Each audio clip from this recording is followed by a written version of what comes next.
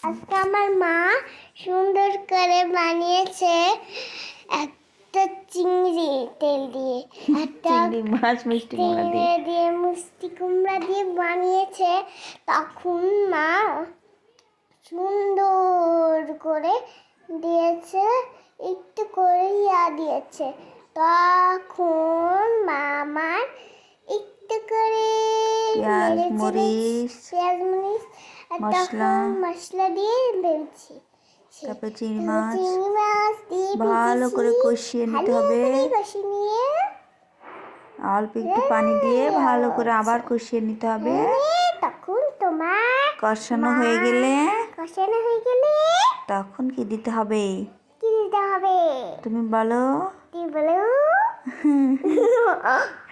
ভালো করে কষানো হয়ে গেলে একটু আবার পানি দিতে হবে। পানি দিয়ে চিংড়ি মাছটা যখন পানি শুকিয়ে আসবে তখন মিষ্টি কুমড়াটা দিয়ে দিতে হবে।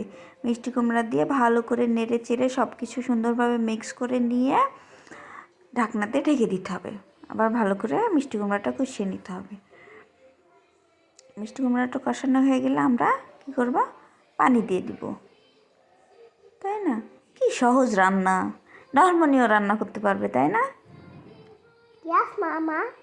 তারপরে আমাদের রান্নাটা হয়ে গেল। আমরা একদম শুকনো শুকনো রান্নাটা করছি।